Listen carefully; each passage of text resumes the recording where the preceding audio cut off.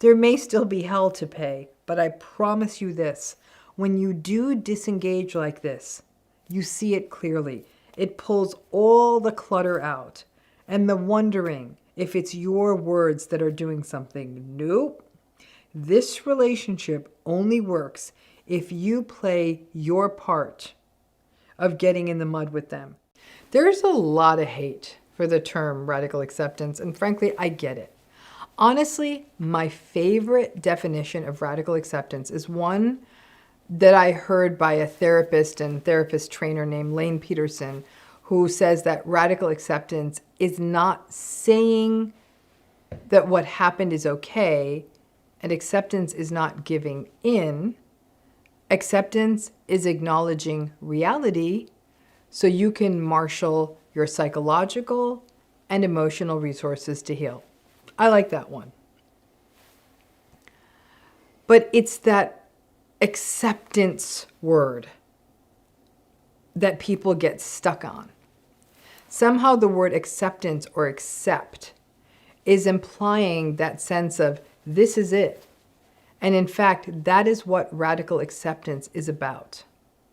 Now, I go a bit deeper and darker than Peterson when we're talking about narcissism and radical acceptance, because to me, radical acceptance is holding strong to the idea that this person's behavior is not going to change.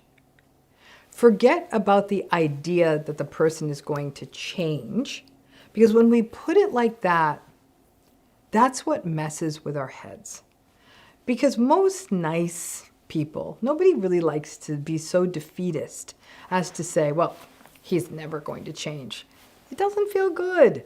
It feels like we're entirely giving up on a human being, or maybe even giving up on people in general. So I have always said, forget this idea of whether people can change.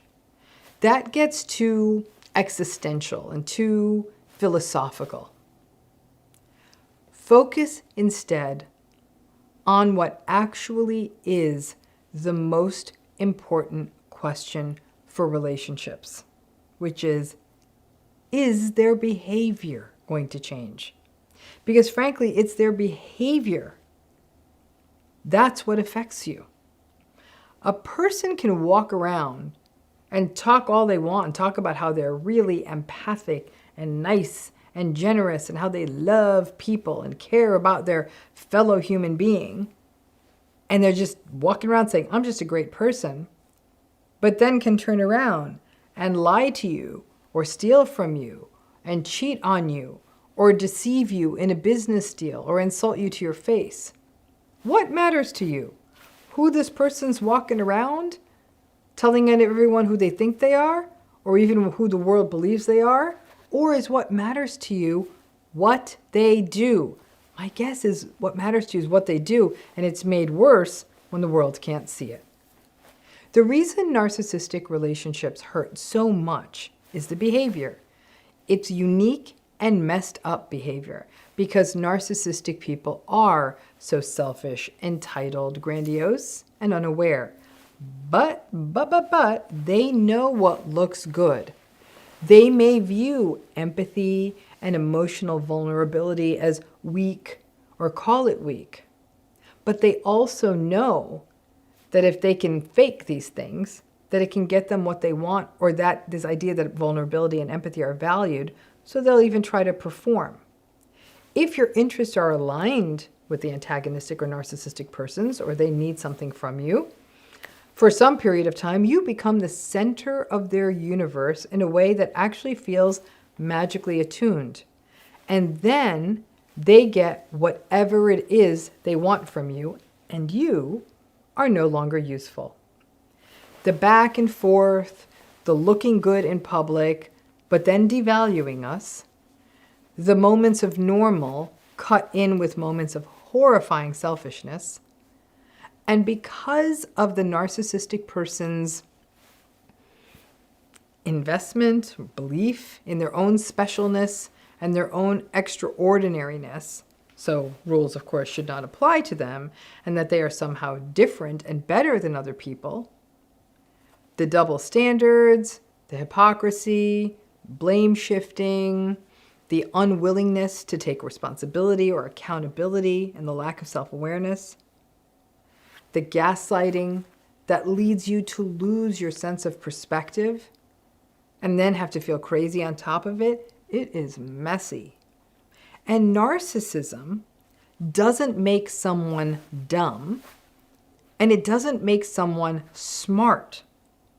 But it does make a person really good at being Machiavellian, at working through systems, to get ahead, to bend the rules, to kiss ass, to throw people under the bus, to not care who gets hurt by their decisions, to put their own interests first.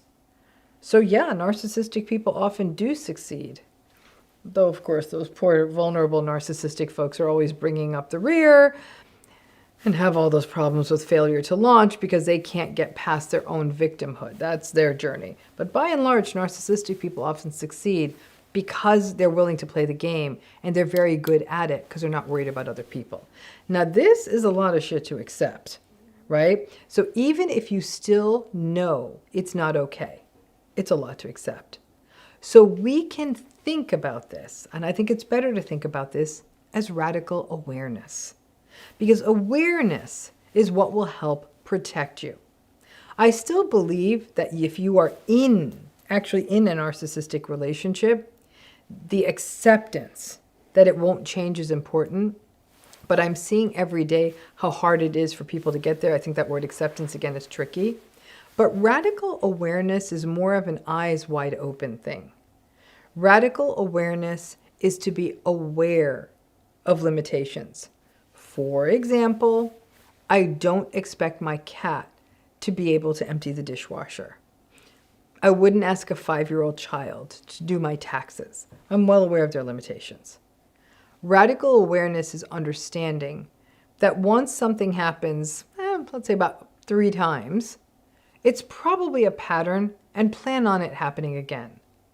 So your sister's husband, who has been an a-hole at multiple family gatherings, avoid him and don't sit next to him. Radical awareness is that a narcissistic colleague is not going to have your back. They never have before. Radical awareness is that the narcissistic boss is going to make unreasonable demands at the last minute. Radical awareness is that the narcissistic mother is going to comment on your weight, so you may not want to bring her to the dress fitting. And then radical awareness is that she is going to complain that you are cruel and don't include her in stuff. Radical awareness is that the narcissistic partner is going to be mean to you right before a special event in your life. They've done it before. They're going to keep doing it. Awareness allows us to internally prepare. The thing that takes such a toll on us in narcissistic relationships are disappointment, frustration, and then the emotions that relate to our reactions in these relationships. We may find ourselves reacting angrily, emotionally. For example, we might start crying or sullenly. These are all expectable reactions. But in a narcissistic relationship, because of the gaslighting, your emotional reaction, any of our emotional reactions, will always boomerang back at us. We will be viewed as a crazy person or be told that there is something wrong with us. In many cases, for example, someone criticizing you or asking you to do something that's really impossible, having a reaction is not only expectable, it's normal. But we get conditioned in these relationships to believe that any of our reactions are wrong. That means that when we react in narcissistic relationships, we feel a sense of shame. People who are in emotionally abusive and especially in narcissistic relationships, over time, in most, not all, but in most cases, and something I've said here over and over again, overregulate. Again, which is that kind of, that mashup of the dissociation, numbing, freezing, fawning, and emotionally cutting off, right? It's a safety behavior. And yes, there are a subset of folks who react with anger. And in those cases, these become very volatile relationships when you have a narcissistic person and someone who reacts a lot with anger. But by and large, people in narcissistic relationships get conditioned over time to go along, to get along. And this is magnified if you don't understand what the hell is happening in the relationship. Awareness is knowing. It's knowing the dynamics, the behaviors, and what is going to happen. You have awareness in your life. For example, when you pack a suitcase, when you purchase groceries, when you walk your dog, you prepare, you're aware, you take the things you need or you get the things you need.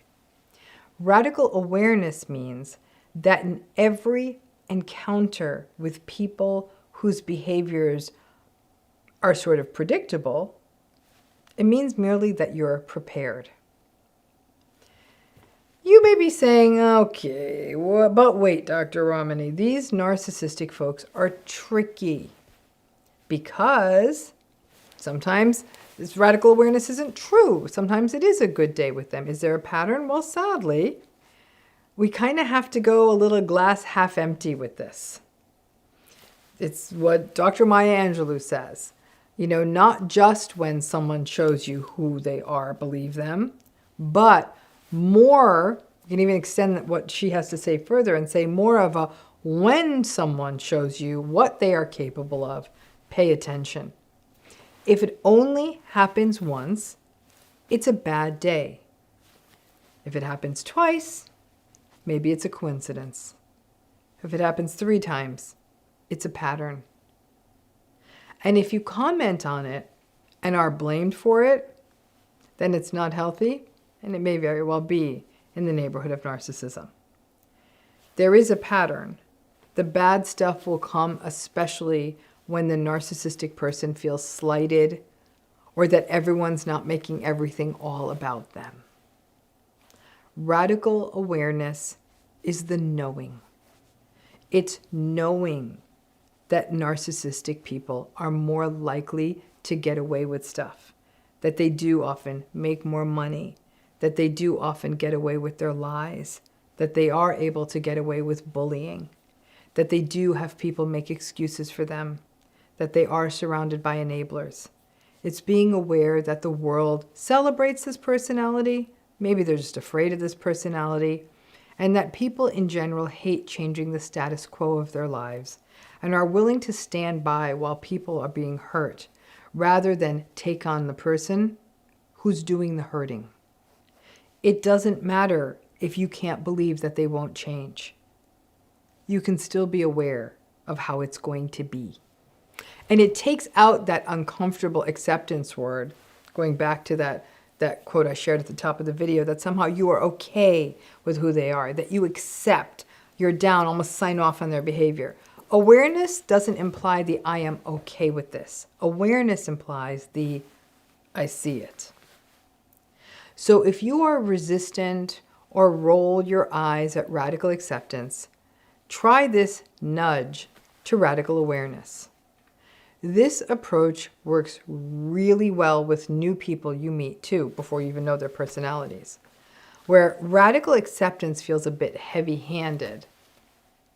But radical awareness allows you to sort of take a step back and pay attention to the dynamics and not necessarily make excuses for them. It reorients you to their behavior instead of just writing someone off as narcissistic. Frankly, I don't care if they are narcissistic, antagonistic, psychopathic, selfish, entitled, or just a world-class asshole. Lose the label, focus on the behavior, look for the patterns, and remain radically aware Because once your eyes are wide open in one of these relationships, it doesn't make it pleasant, and it still may be untenable, but somehow you feel better prepared for the onslaught that you'll inevitably face. So let's talk about what door you're going to pick in this relationship. Our narcissistic relationships are often a series of dead ends. So which door are you going to pick? Door number 1, keep blaming ourselves and feeling bad that we could not make the relationship better. Door number 2, keep engaging and get caught in never-ending, word salad-filled, gaslighted, and exhausting daily battles, and then blaming yourself anyhow. Or door number 3, disengage. And this may be just not interacting, turning down the volume on their gaslighting, not taking their bait. Which door are you going to pick? At this point, you may have already picked all 3 and recognize, wait a minute, this isn't like Let's Make a Deal. One of these doors does not have a car behind it. They're all the goat. None of these feel great. We do know that healing often means taking the disengagement door, because there's not much point in engaging. It often just results in the narcissistic person just continuing on their false narrative about you and the world. Nothing is heard, little gets communicated, and so just sticking to the facts and the true north when you do engage is often the best way forward, meaning that not really engaging, and if you do, only engaging on the big ticket stuff that matters to you. Disengagement and radical acceptance go hand in hand. When you disengage, it often means, even if it is begrudgingly and sadly, that you get it, that you recognize that there is no point, and you see the relationship clearly. If you have to continue engaging in it, you are aware of the practical or realistic reasons, but hopefully are no longer pinning anything on a meaningful hope that things could change.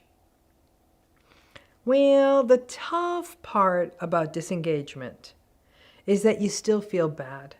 Many people will say that when they disengage, that they feel as though that they themselves are being the manipulative ones, or that they even feel sad, bad, or pity for the narcissistic person who no longer has anyone taking their bait.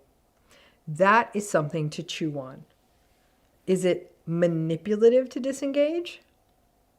Most, if not all, people get there when they realize that there is nothing that they can do or say to make themselves clear, to communicate something that needs to be communicated, and to shift the distorted perception that the narcissistic person has of you or the circumstances. For example, they may hold a position like, you always get your way, you are needy, you are sensitive, nobody around here does anything, which is simply a distortion of reality.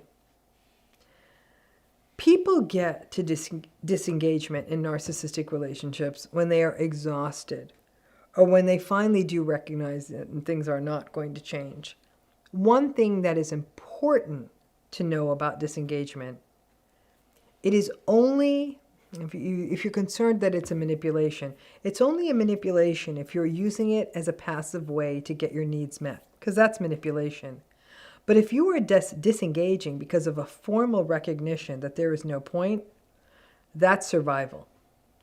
Now, disengagement is a step towards healing because, as I said, it not only fosters or cements radical acceptance, but it also stops you from putting so much energy into the relationship, depleting yourself, and also helps you start chipping away at the trauma bond.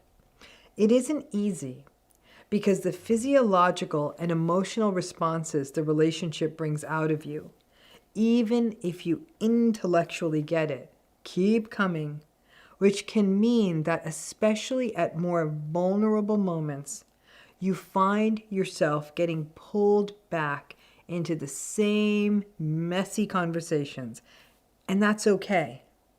Healing is gradual, and if anything, these reminders show us how the relationship really doesn't change, and that it's on us to be curious about these moments when we do engage and pay attention to our bodies and our histories.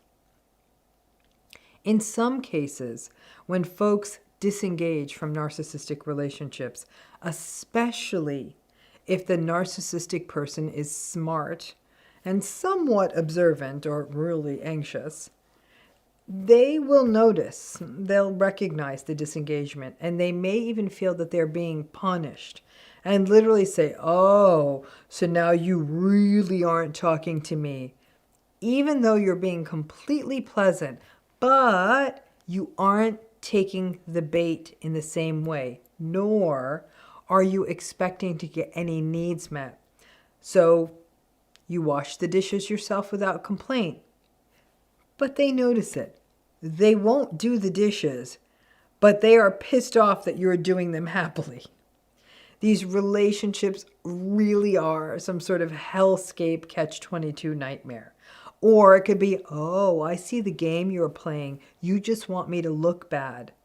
So folks, they do kind of get it. And when you switch it up and stop playing the part that allows them to maintain the narrative that you are just as bad as them, or you are selfish, or you are demanding, and you pleasantly disengage, it's a bit of yellow rock.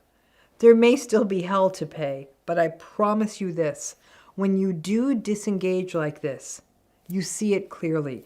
It pulls all the clutter out, and the wondering if it's your words that are doing something. Nope.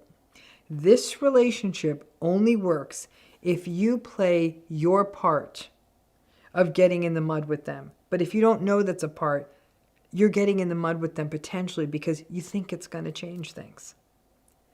The word healing is often associated with getting better or feeling better. And that is why disengagement can feel tough. Because when we disengage from one of these relationships, we may very much feel guilty. I myself had an experience recently with a narcissistic person who I have known for a long time. I have radically accepted the stuff in this relationship to the skies above. Can't step out of it, and I've completely disengaged. My interactions with this person are pleasant enough. I don't take the bait. I no longer get exasperated at the selfishness and the carelessness and the entitlement and the marginal empathy because I know it's there and it's coming and I'm aware of why I have to keep interacting with this person. So I assume that this person will have zero interest in my life because they really never have. So I don't share anything with them. I don't talk about good news, bad news, nothing. I stick to the weather and some ridiculous details. They hear about some things about my life from other people or in passing conversations. Sometimes they ask me a question here or there, but by and large, they're not interested. One day, though, this person became very interested in something that matters to me. And they got prepared in a genuine way to help me.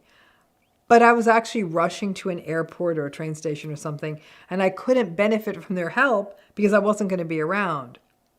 At that moment, what they were offering was kind, generous, helpful, and it kind of hurt my heart because I saw I guess I felt like they were trying.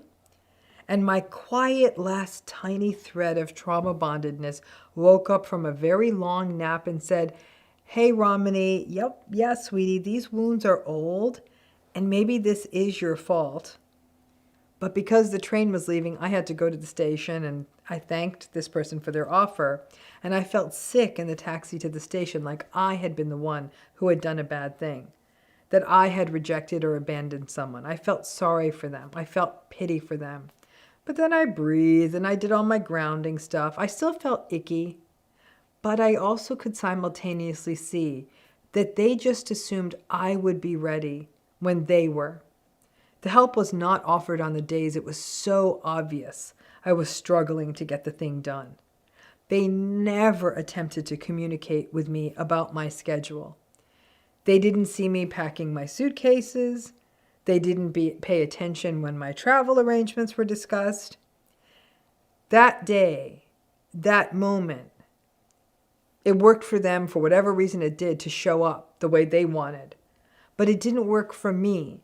And I thought of all the times that I had twisted my schedule around to take their help at the random and often ridiculous and inconvenient times that they would offer their help. At the few times they did, trying desperately to trick myself into believing that there was something healthier here than there was. On that day, some time, a nap on that train, breathing, grounding, journaling, therapy, all took some of the sting away.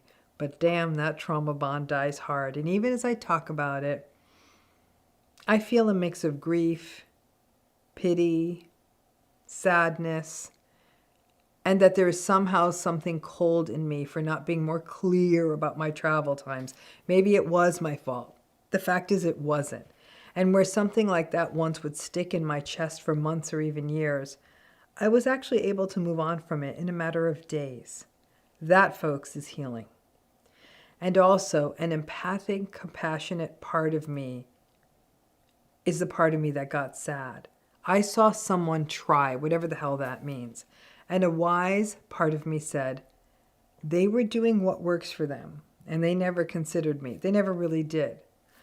When empathic meets wise, that's where the healing happens. It still sucks, but it sucks for a much shorter period of time. Because that's often the takeaway for people who do finally take the gradual step to disengage. That you are cold, rejecting, abandoning, to let that go. Not all of you, but some. And even if you can get past that, other people around you may view you that way. Like, gosh, they just want to talk to you about something. Can't you just have a conversation with them? That kind of thing.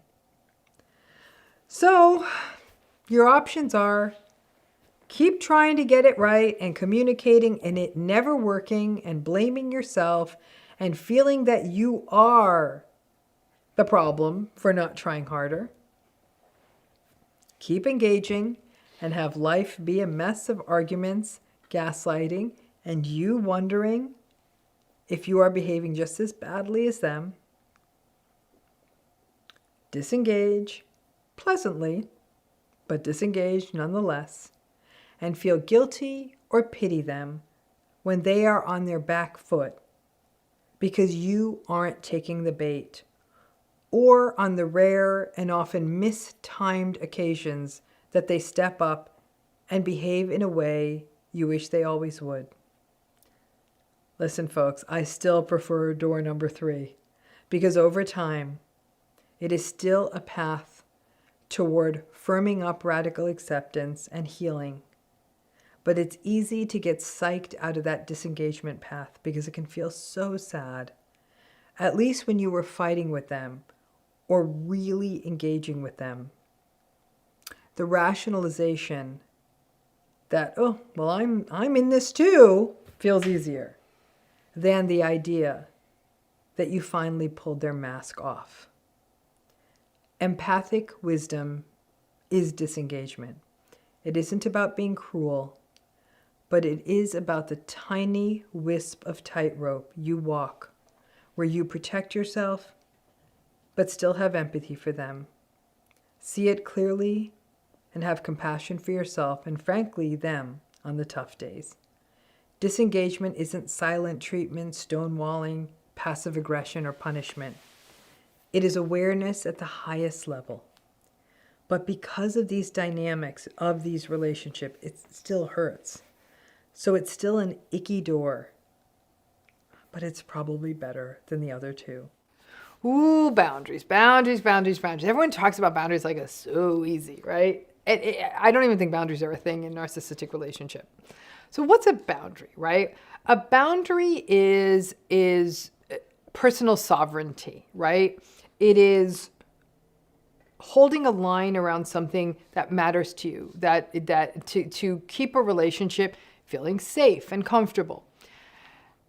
The more healthy and agreeable people are in relationships, the better boundaried the relationships are in an effortless way, right? There's a person's a softer touch. So an example of a boundary could even be, in some ways, there's all kinds of ways. So one boundary could be a person saying, please don't call after 7 o'clock at night. That's when I spend time with my children. A boundary might be, please don't talk about that topic. It's too painful for me. A boundary could be how much time someone spends with you. But a boundary is it's sort of something that it's a way that a person can, again, maintain their sense of self in a relationship, and in healthy relationships can communicate that, and then that boundary's honored. And it's not to say that boundary relationships are always easy, or boundary conversations are always easy. They're really not. And even in the healthiest of friendships, a boundary conversation can be fraught, it can be uncomfortable, and yeah, if you're setting a boundary, there's a decent chance you might even be viewed as being difficult or demanding, or just, like demandy and asky and all of that, right? Now, in normal, healthy relationships, like I said, boundaries are often quite organic. If you have a friend who, for example, is struggling financially, you might then even hold back to say, I don't think I'm going to tell them about this raise I just got. It doesn't feel good when they're struggling, right? So you, in the most elegant dance, in a way that need to ostensibly set boundaries, isn't there as much. Because when you have healthy people interacting with each other, there's an anticipation, there's an empathy. The greater the empathy, often the less there needs to be this sort of formal boundary setting, right? So in normal relationships, even when it's difficult, even when the boundary's uncomfortable, even when you have to tell someone something they don't want to hear in terms of your time with them or anything like that, healthy relationships will sort of get back on their feet strongly. Boundaries in narcissistic relationships, forget about it. It's not even a thing. Interestingly, many narcissistic people demand their boundaries be, you're violating my boundary, that's my boundary. So narcissistic people will use the boundary language quite often. If, however, you attempt to institute a boundary and it is at all at odds with a narcissistic person's agenda, selfishness, wants, needs, any of it, they ain't honoring it. If for any reason your boundary is not something that would affect them, then they probably won't care. But that's not honoring a boundary. That just happens that the boundary you set is just not something that affects their selfish needs. But one of the big challenges is that so many people in narcissistic relationships hear this advice like, you just need to set a boundary. This relationship would be okay if you just could learn to set a boundary. And it never works. And so people in these relationships often are made to feel actually quite foolish, because they're like, well, this is you. This is on you. You're weak. You couldn't set a boundary with them. That's why they're running roughshod all over you. That's not true. For lots of folks, they will say that early in a narcissistic relationship, they did attempt to set a boundary. They did attempt to make known what makes them uncomfortable. And we're often met with gaslighting, minimization, or we're told that they were being demanding or difficult or sensitive. And in the early phase of a relationship, where you may be invested in this relationship working out, if you like this person, you can see how very quickly in a narcissistic relationship, a person is almost trained to kind of pull back on their boundaries. But this ongoing belief that if a person has a boundary, that they're being difficult is a very universal sort of experience in a narcissistic relationship. So what that ends up happening is, let's start from the beginning. People who grow up in narcissistic family systems almost never get to learn what boundaries are about because they don't exist in narcissistic family systems. There's an intrusiveness that narcissistic parents have even when they're neglectful. And it's sort of interesting because the neglect of a narcissistic family system is that the narcissistic parent can almost be bothered with all the minutia of child rearing, teaching a kid how to tie their shoes or, other healthy behaviors or any of that. There, the parents almost can't be bothered. But when they feel entitled to their child's life. So whether the child wants it or not, that the parent will ask them probing questions or make comments about their activities or make comments about their weight and shape or aspects of their life or their friends or any of it. So it's almost constant open season on you when you have a narcissistic parent. And a child is often not in a position to be able to set a boundary. And I can promise you this. If a child attempted to set a boundary in a narcissistic relationship, they would be told they were selfish, that they were greedy, that they were ungrateful for all that's done for them, or it could even escalate to straight up verbal abuse or even physical abuse. How dare you stand up to your parent? In a healthy family system where the parent's not narcissistic, there would be more of an honoring of a natural boundary between a child, or a child could express like, I don't like that, and the parent would honor that, right?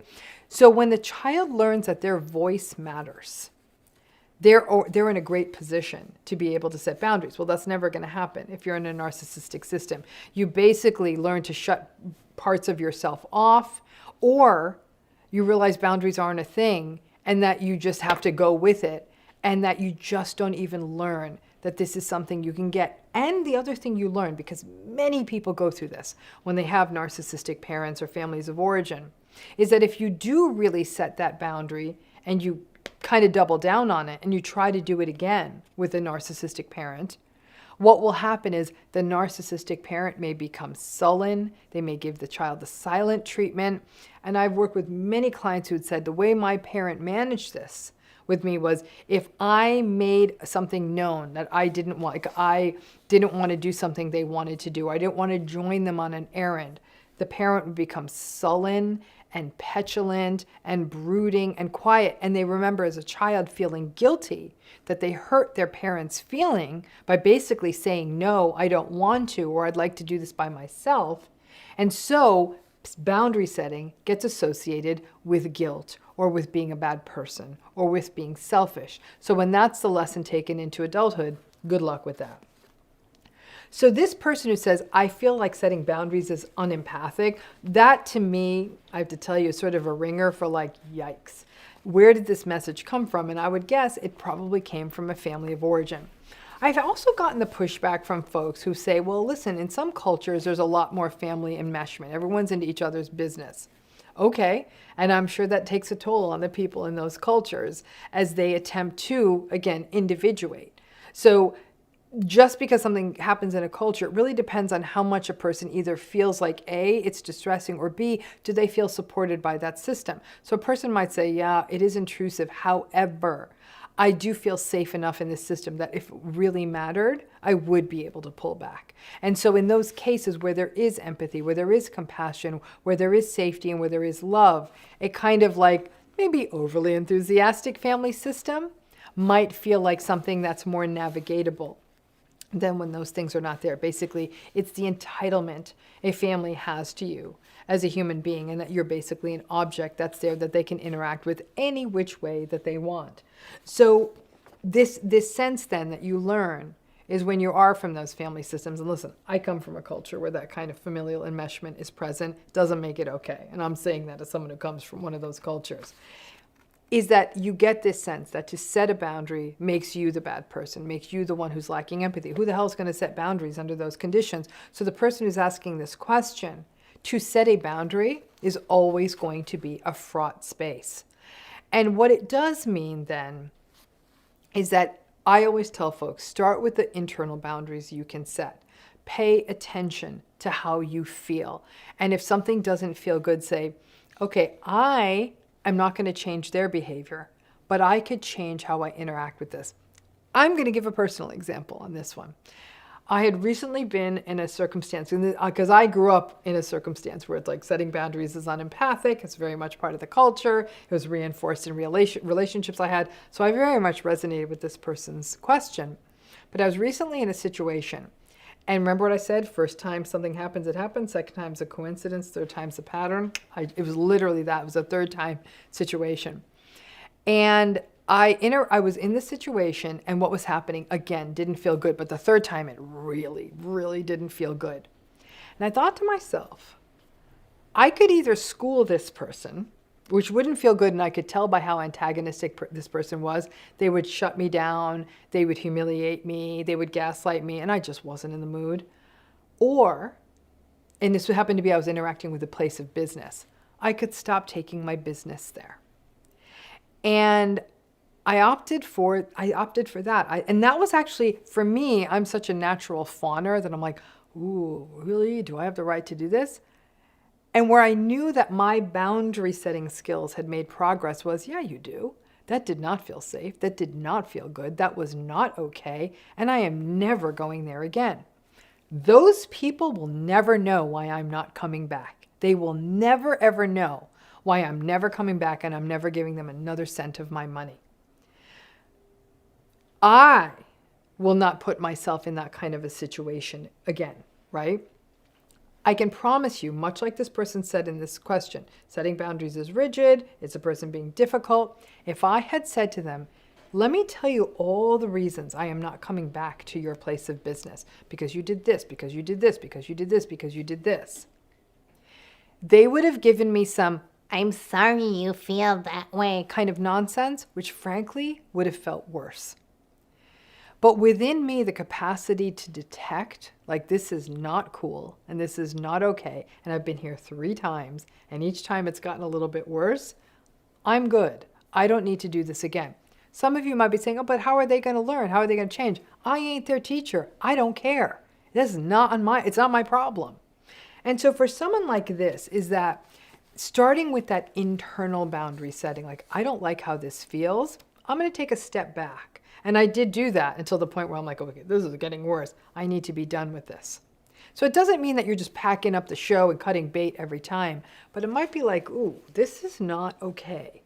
Let me watch this. Let me be curious about this. Let me explore this within myself. What doesn't feel good here? You could even try to make a sort of a small, and in fact, in this third circumstance with this business, this time I did try. The first 2 times I didn't try to communicate. The third time I did, and that's when I got shut down. And that's when I was like, okay, I get this now. If you do ask these people for anything, you're sunk. I didn't need to go deeper into that cave. So I would say for someone who says that I feel setting boundaries is unempathic and that people around you are telling you you're difficult for setting them, start internally first. Disengage. Say like, yeah, no, I don't know that I want to see this person on a Friday night after a busy week of work. Or yeah, maybe I don't need to spend a full day with this person or get into business with them. Or I see their name on my phone. Nah, it's been a long day. I don't need to answer that call. So there are all these different ways. And when you say, I'm not going to answer that call because I don't need this person talking at me for the next 45 minutes. That is a boundary. And I'm happy to get into a debate with anyone who's like, well, no, that's not setting a boundary. It's like you express it to the other person. That actually sounds like masochism to do it that way. When you sense it in yourself and you honor it within yourself, to me, that's the boundary that matters. None of us have to be any damn boundaries teacher to a bunch of antagonistic people who ain't going to listen to us in the first place. Start inside, go from there. And the right answer is that, listen, are there boundaries that could be potentially unreasonable that you ask for? Yeah, sure. If you say to someone, in order to get together with me, I need 6 weeks notice. And if you're going to cancel with me, I need 3 weeks notice, or you have to give me a gift certificate for dinner. I'm like, that's a little bit fussy. But the fact is, you know what could happen if that's your boundary? The other person can say, you know what? This doesn't work for me. Don't think that just because we want to set a boundary, the other person will honor it, but then it becomes like a volley. We set it, they will sit with it and see if they can honor that or not. And if they can't, then we can make a decision on how we're going to proceed in this relationship. Boundaries are not it's not kumbaya, folks. It's like, oh, yeah, I'll honor your boundaries so we could be together. Sometimes people ain't going to honor it.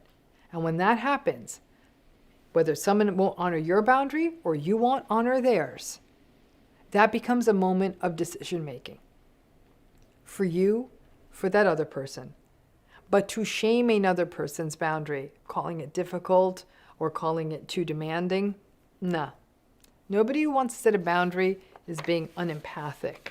You're simply saying what works for you. It's about safety. It's about knowing yourself, but start with yourself first. It works like a charm.